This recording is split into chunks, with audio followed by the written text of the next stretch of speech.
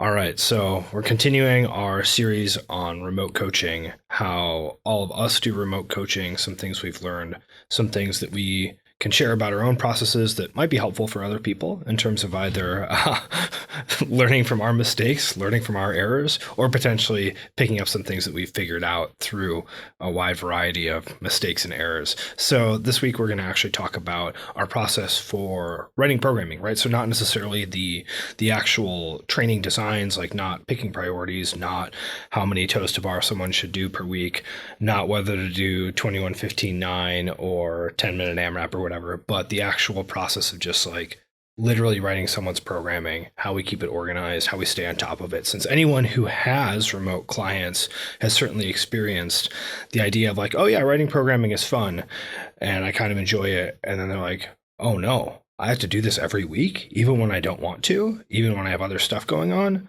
even when I'm busy. And yeah, it can be really tricky to keep programming, to just like keep churning it out and keep giving clients things that are helpful for them, and to not have it be something that destroys your own life as a coach. So, Luke, I know that you were mentioning that you've recently tweaked the way that you actually organize your designs for clients. So what is your current process? What are you doing?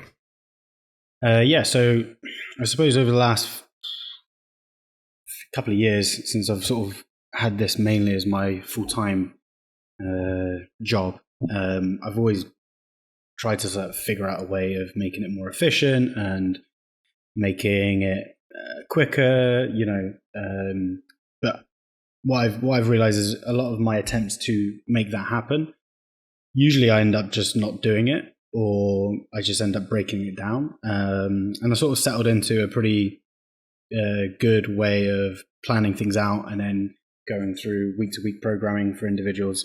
And I've tried to take on a little bit more of a bottoms up approach. And I suppose a lot of it has been very much influenced by getting coached by Jacob, who I think we had on 2 podcasts ago. But then also having a look at some of the stuff from reactive training systems, but basically looking at things more from like a week to week schedule. Because beforehand I was writing training anywhere from 2 to 3 weeks in advance. So the aim was, when I was writing someone's program, that was they would already be maybe like 2 weeks behind that, or a week and a half behind that. And what that served for me was more of a way of, if I go away or if I have something on, I have like a buffer, which I think is fine. And I definitely do that when I do have a period of time where I can't be programming. So I took like half a week off a couple of weeks ago. So I wrote a week in advance for some people, which was fine. But generally speaking, now what I do is I will write people's programs week to week.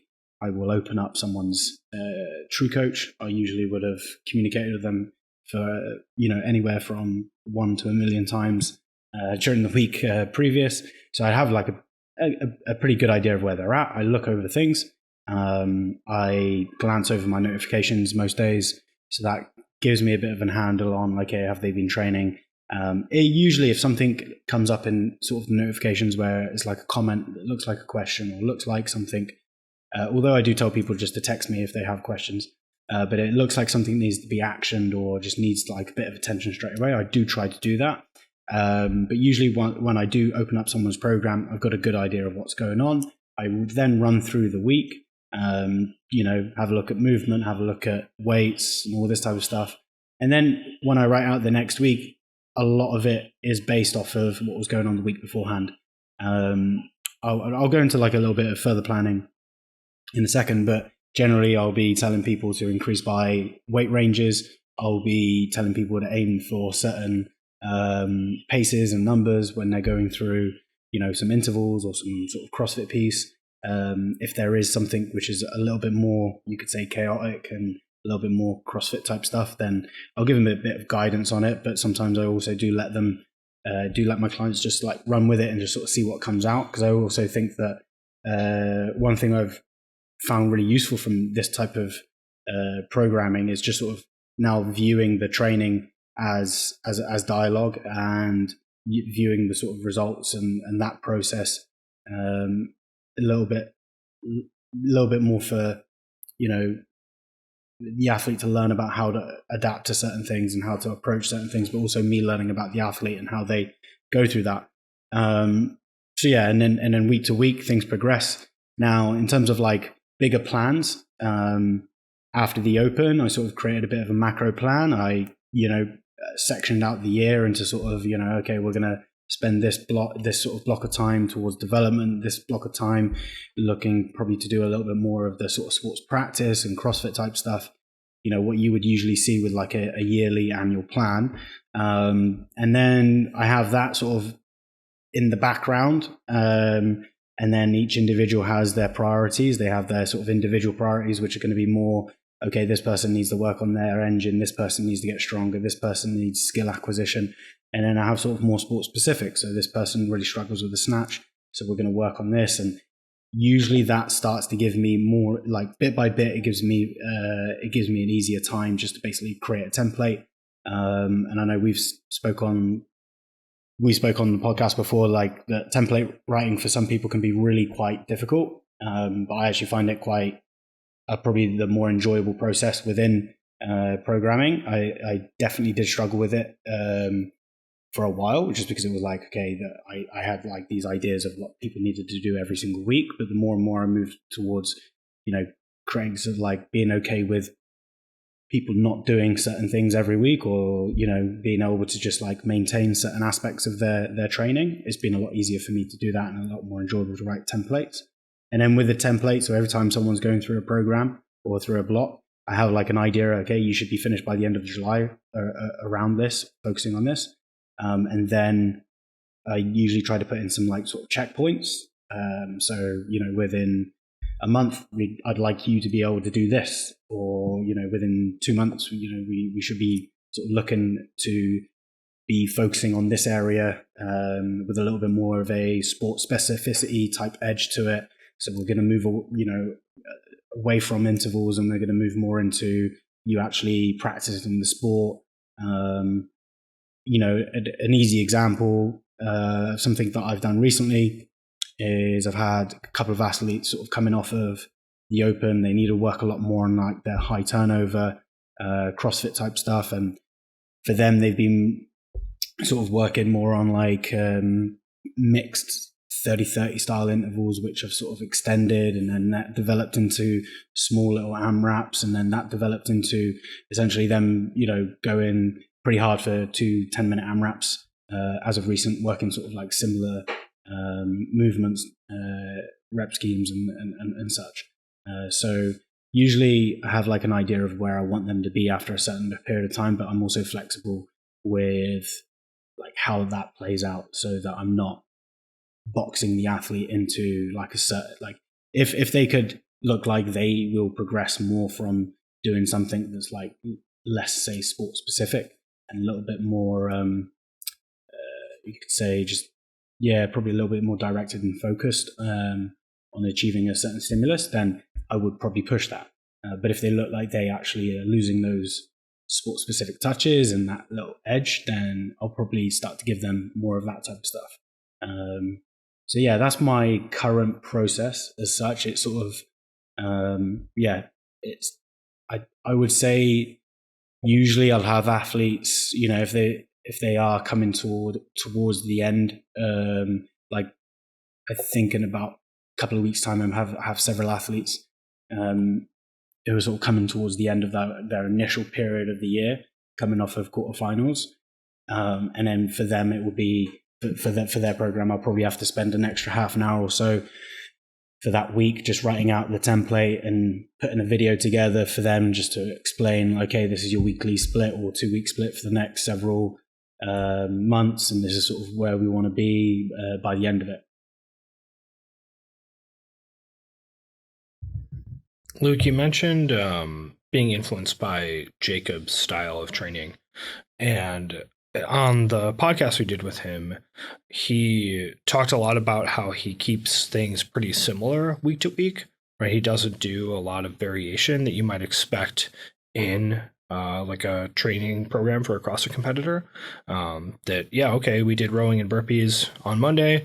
We're going to do rowing and burpees next Monday. We did deadlift and handstand push-up on Tuesday. We're going to keep doing deadlift and handstand push-up on Tuesday and keep the structure of the training very similar, and then just try to make small, incremental changes to it by increasing reps, decreasing rest time, like any of the little things that happen. Is that kind of what you are doing when you like look at someone's training and then tweak it on a weekly basis, or do you have more variation that you are adding in? I would say I don't think so some of the stuff that Jacob's written for me has been like every 2 weeks I do the exact same conditioning piece or something like that, which I suppose for me is fine because I don't have any competitive aspirations and I sort of understand it, and it's been quite good to sort of learn from that. But I say I probably haven't been like the super comfortable with doing that with some of my athletes. So for example, majority of people will be running off of like a weekly split when it comes to their strength. And then the conditioning will most likely run off of a 2-week split where there will be a adjustment in movements or rep schemes or the style of what they do. So I'll give you one example of how, like, it could be that they do an EMOM and the EMOM is exactly the same, but I've just changed hang power cleans for hang power snatches, or I've done something like that. So it could be very much like that's the level of change that exists. Or the other level of change that could exist is it could be a very like structured EMOM type piece, or it could be the same duration, but it could be an AMRAP. And then I will alternate those two. So I will be trying to focus in on like a certain area. And there are a few people who may on a Monday focus on something that's going to be more, you could say like aerobic and mixed. And then on the other Monday, they're focusing on something that's a little bit more glycolytic, right? That can happen, but generally speaking, people, my athletes, when they're going through their conditioning, beginners will see more of like the same thing every week because they sort of need that. But then those people who are a lot more experienced, I will give, and they sort of have found their way a little bit, and I'm not necessarily making so many like key little changes week to week. Then for them, they're probably going to see something which is more on like a fortnightly basis. But I would say that, you know, for some of my athletes who may train with other people, or they may travel, or they may do something else, like sometimes it ends up being like one every 3 weeks or one every 4 weeks, and which is fine. I mean, it sort of just like elongates the process. We stay adaptable with it. If they don't necessarily have as much, if they're like, you know, I feel like I'm not getting the results or something like that, then that's like a separate conversation as well. Like, okay, well, you know, you took this weekend off here and this off, so. But generally speaking, it's like a fortnightly basis, and sometimes it can be up to 3, you know, one exposure every 3 weeks or one exposure every 4 weeks, just due to sort of situations and people doing like little competitions and that type of stuff as well.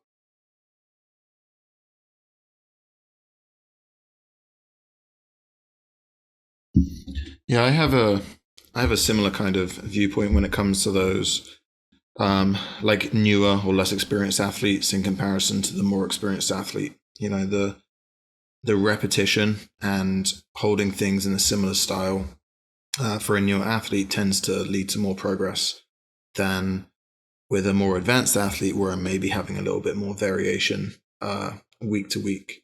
And that's more like the conditioning side of things, the Metcon side of things. Like for me, I'll keep strength work pretty similar across the same across a cycle for people, and it's making those tweaks week to week. I do a similar thing to you, Luke, in sense of I like to go week to week for the most part when programming. I like to see what the results were from the previous week. I like to see their notes and make adjustments to the program based on their feedback and their results.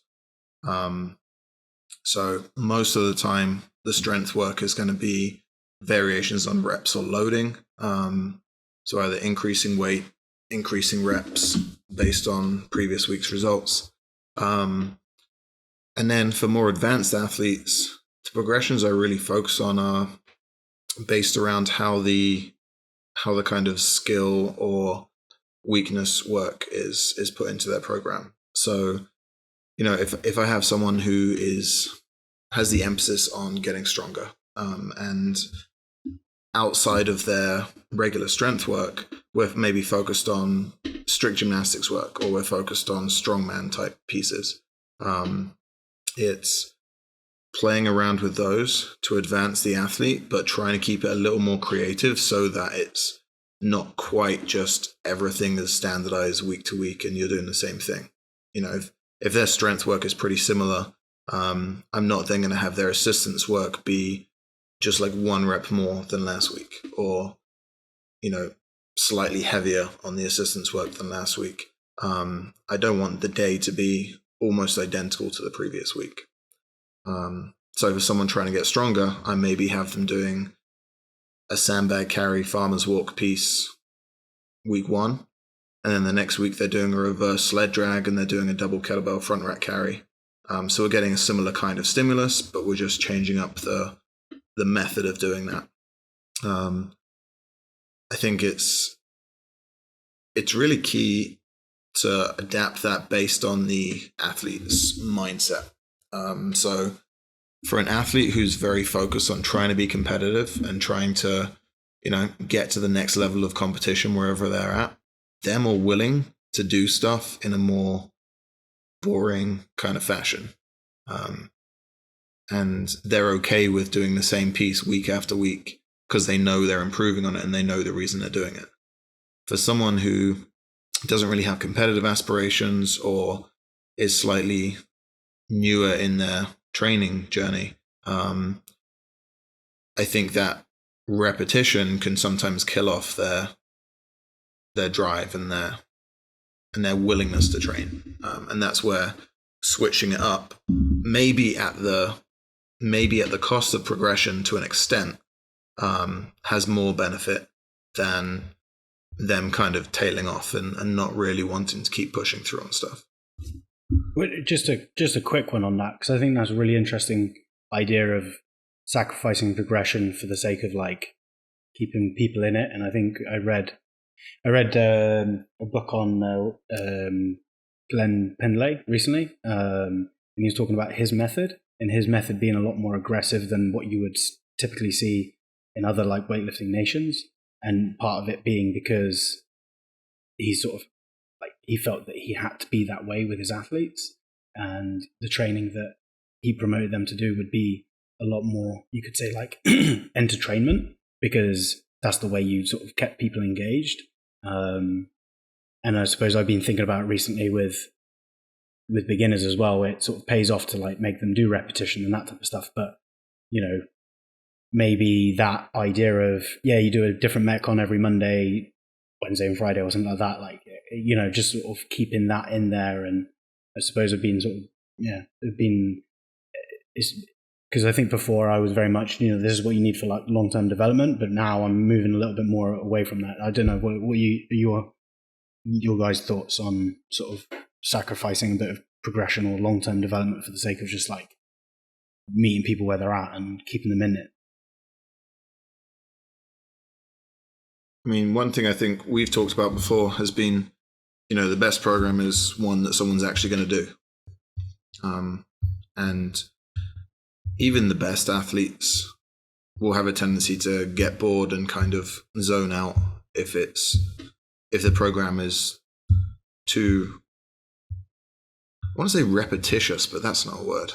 Repetitive. There we go. Whew. Wow. I'm glad you pulled that one out of the bag. Yeah, I mean, I think that would have been bad. I think, even top athletes, if the program's too repetitive, I think they will struggle to put in the effort that they might if they're more engaged with it. I mean, you take someone like Tia, who is clearly like currently the peak of female CrossFit athletes. And she doesn't do CrossFit year round. Now, partly this is because she's just so talented athletically. But, she went off and did, was it bobsleigh this last year? Tried to qualify for the Winter Olympics. She lifted at the Commonwealth Games. Did she lift at the Olympics as well? Forget. Okay. Yeah. Yeah, she went Sooner. straight from the CrossFit Games to the Olympics. Right. Which is So I mean, part of that is just her pure ability and talent at all kind of physical things, but partly I think she's looking for things to keep her interested and new challenges. And if you're kind of doing the same thing over and over again, it gets very hard to see what that new challenge is going to be, and it gets excuse me, hard to stay kind of engaged in that training.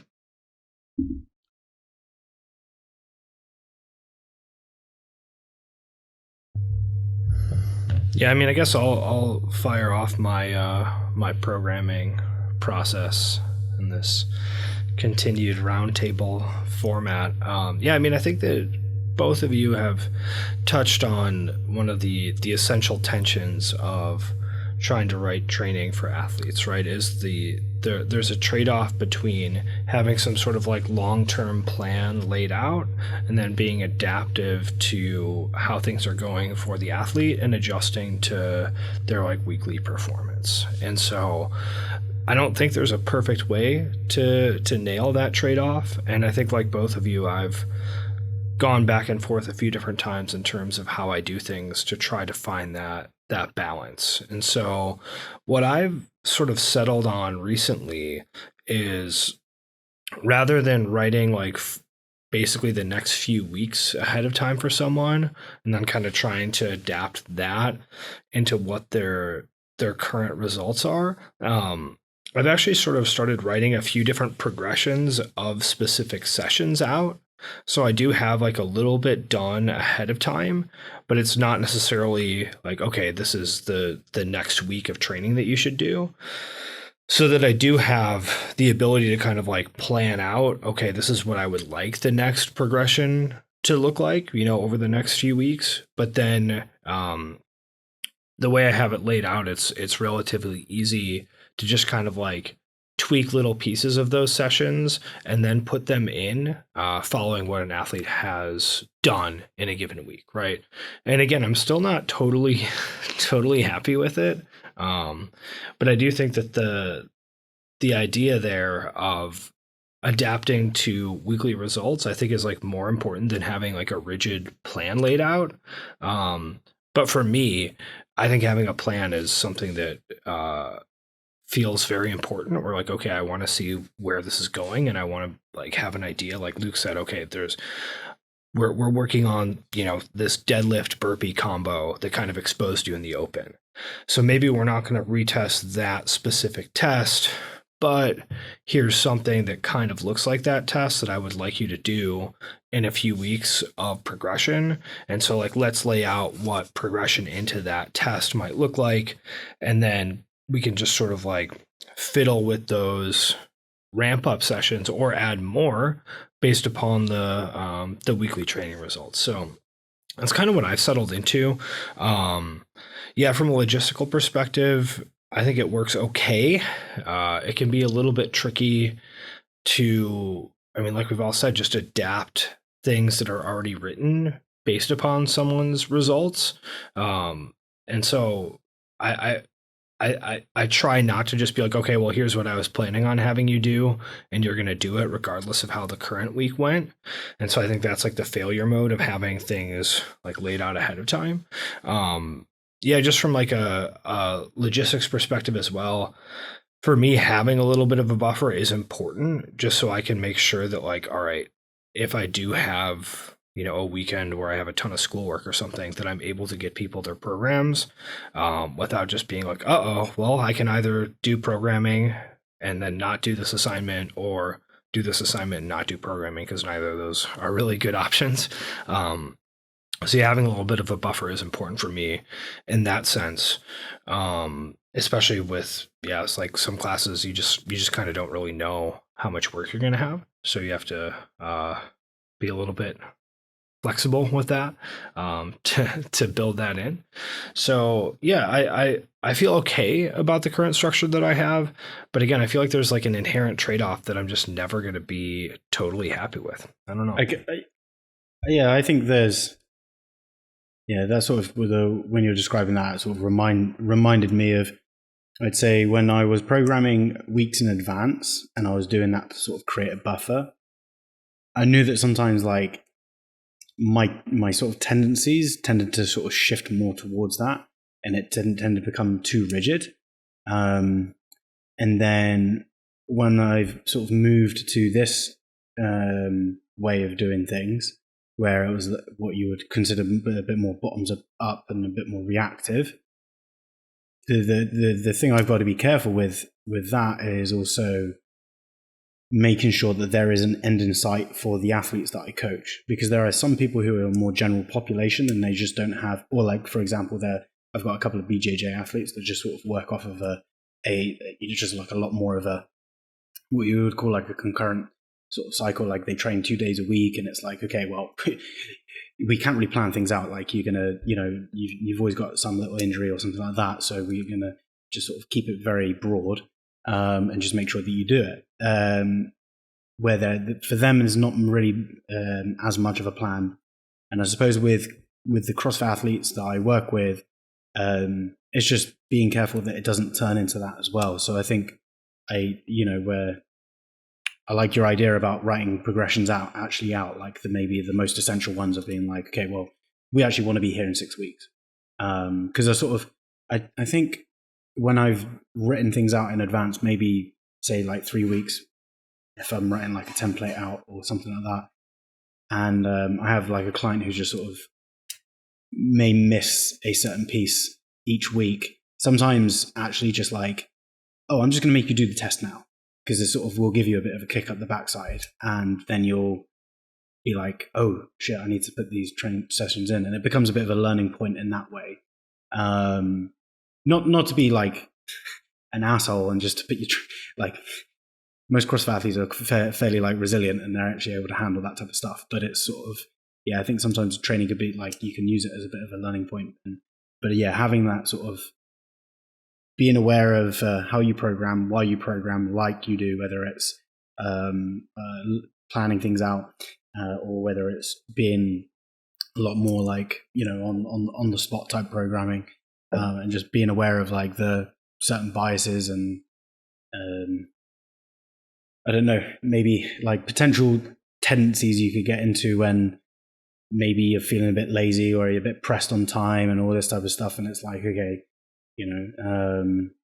one of the things I do is I try to I give each athlete like a chunk of time, as opposed to, okay, I'm going to do all my programming within this couple of days or within these chunks of days. Like I have the flexibility. I can sort of plan my day like that, which has been really helpful actually, because then it just means that everything that needs to get done gets done for every single person. Yeah, Luke, I think that your point about just having self-awareness about your own tendencies as a coach, both in terms of like the pitfalls that you'll fall into when writing training, as well as just how it works well for you to write training, I think is important, right? So I personally hate being like rushed under a deadline and having like an urgent thing that needs to be done that means I have to stop doing something else that I would rather be doing. Like I absolutely hate that. And I think other people can only do things if that is the situation. So it's like, okay, well, you should probably adjust your behavior based upon that. And for me, in terms of writing training, I find it more enjoyable and like easier to do to write a specific progression for a thing that I'm looking at, rather than just like trying to write a whole week at once, right? I can find it frustrating to sort of be like, okay, like I need to come up with another deadlift burpee metcon. All right, great. What's the next thing they're doing on the next day? Some sort of snatch complex. Okay, I need to come up with a new snatch complex. Okay, here's a good one. All right, what's the next thing they're doing? Chest to bar density in an EMOM setting. All right, let me come up with a new EMOM, right? Like that to me is sometimes like difficult in a weird way and not something I particularly like doing. But if it's like, okay, I would like the next 3 weeks of deadlift burpee progression to look like this, or I would like the next 3 weeks of chest to bar volume accumulation to look like this. That's something that I find more enjoyable and easier to do. And I think it actually is better for the athletes too, because there is like a plan of some sort rather than just like, okay, you did this week. What's a little different? This, I guess. I don't know. Yeah, I think on that kind of progression, being able to understand your athletes as an individual is pretty important as well. So knowing what they respond well to in training. If there's someone that handles a lot of volume well, but they're not good in like big one-off sets, it's okay. We're going to adapt things to focus on this, and every now and then I'm going to throw you something that you're good at and you can crush that we're trying to work on. But we're going to keep working on the bigger, like the big one-off sets. Every now and then I'm going to let you do a higher volume piece where we're breaking it up. So you get that feeling, but we're going to keep pushing into the area that you struggle with more. And I think that is very different athlete to athlete. So when I'm programming that kind of thing for people, progressions within certain movements or certain combinations of movements, I always try to throw in ways for them to really crush something, which has typically been a weakness. It's kind of I'm just a nice guy, just morale boosting kind of coach, really focused on the mood of the athlete and boosting that as much as possible. It's my priority. Yeah, and definitely through like extreme enthusiasm and positive affect, I think. Yeah. Yep. Gave someone a high five last week. Yeah.